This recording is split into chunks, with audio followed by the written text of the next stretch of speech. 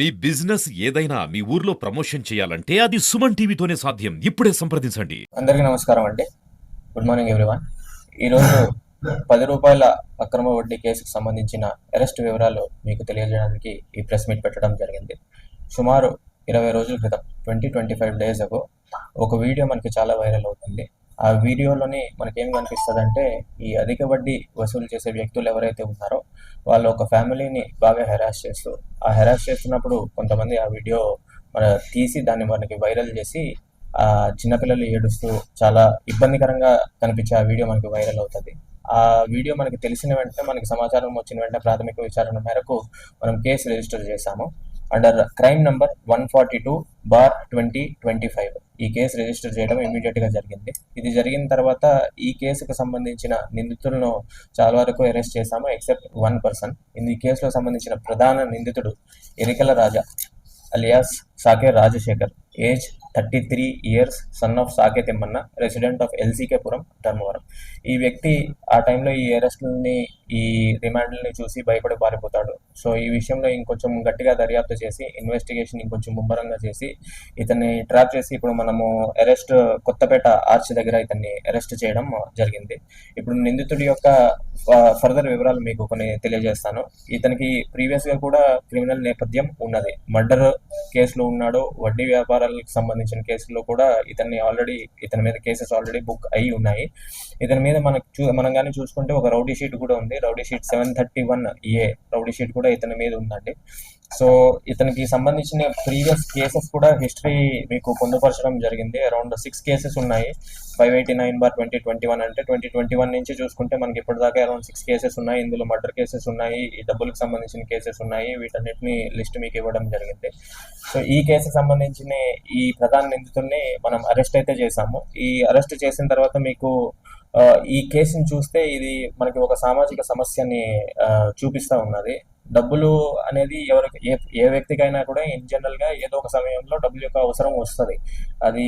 అది టైంలోని ఆ డబ్బులు మనం బ్యాంక్లో నుంచి తెచ్చుకోవచ్చు, ఫ్రెండ్స్ నుంచి అన్నా తెచ్చుకోవచ్చు, ఇలా వడ్డీ వ్యాపారుల దగ్గర తీసుకోవచ్చు. బట్ ఇలాంటి సిట్యువేషన్ని ఎక్స్ప్లాయిట్ చేస్తూ, ఈ సిట్యువేషన్ని అడ్వాంటేజ్గా తీసుకుంటూ కొంతమంది వడ్డీ వ్యాపారులు ఎవరైతే ఉన్నారో వాళ్ళు చాలా ఎక్కువ వడ్డీలు వసూలు చేస్తూ, ధర్మ వడ్డీ అనే ₹2 వడ్డీ లాంటిది కాకుండా ₹5 వడ్డీ, ₹10 వడ్డీ, ₹15 వడ్డీ అనే స్టార్ట్ చేసి వాళ్ళ సిట్యువేషన్ ఎక్స్ప్లాయిట్ చేస్తూ వాళ్ళని చాలా ఇబ్బందికి గురి చేస్తున్నారు. ఆ వడ్డీ ఎప్పుడైతే తీసుకున్న తర్వాత ఆ డబ్బులు తీసుకున్న వ్యక్తులు ఆ తర్వాత వడ్డీని చెల్లించలేని సిట్యువేషన్ వస్తుంది.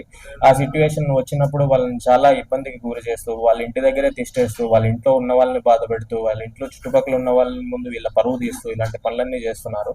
ఇది ఒక కల్చర్ గా స్టార్ట్ అవడం వల్ల దీన్ని మనం ఒక సామాజిక సమస్య కింద గుర్తించడం కూడా. And this is not the first time he's being sent to remand. In fact ఈ పర్సన్ నే మనము అరౌండ్ 2 months బ్యాక్ నేను ప్రీవియస్ గా కూడా రిమాండ్కి పంపించినాను. బట్ బయటకు వచ్చిన తర్వాత ఈయన పద్ధతులు మానుకోలేదు. అండ్ ఇలాంటి సమస్య పునరావృతం కాకుండా ఉండడానికి ఇంకా స్ట్రిక్ట్ చర్యలు తీసుకోవాలని మాకు అర్థమైంది. ఎస్పీ గారి ఆధ్వర్యం మేరకు, ఈ ప్రెజెంట్ డిస్పెన్సేషన్ యొక్క ఆలోచనల మేరకు ఈ స్ట్రిక్ట్ చర్యలు ఇంకొంచెం పెద్దగా చేయడానికి what we have done is ఆయనకు సంబంధించిన అసెట్స్, ఇప్పుడు ఈ ₹10 వడ్డీ, అధిక వడ్డీల ద్వారా అతను సంపాదించిన ఆస్తుల యొక్క వివరాలను మనం తెలుసుకొని సుమారు ₹1 మార్కెట్ వాల్యూ విలువ చేసే ఆయన ఆస్తులను మనం ఫ్రీజ్ చేస్తూ కోర్టుకు పెట్టడం జరిగింది. ₹1 విలువ చేసే మార్కెట్ వాల్యూ ఉన్న ల్యాండ్, ఆ రిజిస్ట్రేషన్ పత్రం ఫ్రీజ్ చేశాము. దానికి సంబంధించి ఒక ఫోన్ సీజ్ చేశాము.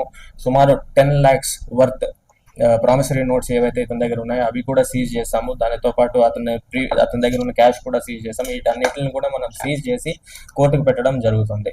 సో ఇంత స్ట్రిక్ట్ చర్యలు తీసుకోవడానికి కారణము ఏంటంటే, ఈ కల్చర్ ఏదైతే ఉందో, ప్రజల్ని హింసించి డబ్బులు వసూలు చేసే కల్చర్ ఏదైతే ఉందో, ఈ కాన్స్టిట్యుయెన్సీ నుంచి కానీ, ఈ జిల్లా నుంచి కానీ కంప్లీట్గా మనం దీన్ని ఇరాడికేట్ చేసి జీరో చేయాలన్న ఉద్దేశంతో ఇంత స్ట్రిక్ట్ చర్యలు తీసుకోవడం జరిగింది.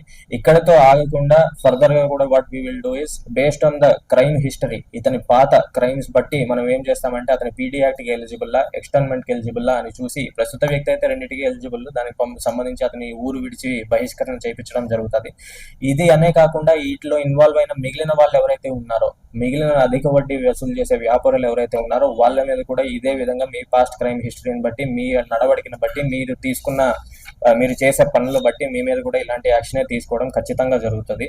దీనికి సంబంధించి ఒక విషయం మీకు చెప్పాలనుకుంటున్నాను. ధర్మవరం ప్రజలకి ఒక విన్నపం నేను తెలియజేయాలనుకుంటున్నాను. ఈ అధిక వడ్డీ అనేది ముందు నుంచి ఉన్నా కూడా ఇప్పుడిప్పుడే ప్రజలు బయటకు వచ్చి చెప్పడం మొదలు పెట్టినారు. దానికి సంబంధించి ఎప్పుడైతే మాకు ఇన్ఫర్మేషన్ వచ్చిందో లాస్ట్ ఫ్యూ మంత్స్ లో కేసెస్ రిజిస్టర్ అయితే చేశాం. కానీ ఇప్పుడు ఈ స్టెప్ మేము తీసుకున్న తర్వాత మీరు ఇంకొంచెం ముందుకు వచ్చి వీటికి సంబంధించిన ప్రాబ్లమ్స్ మీకు ఏవైతే ఉన్నాయో ఖచ్చితంగా పోలీసు వాళ్ళకి తెలియజేయాలని మీకు విజ్ఞప్తి చెప్పుకుంటున్నాను. మీ ఇన్ఫర్మేషన్ కానీ మీ ఐడెంటిటీ కానీ ఖచ్చితంగా గోప్యంగా ఉంచుతాము.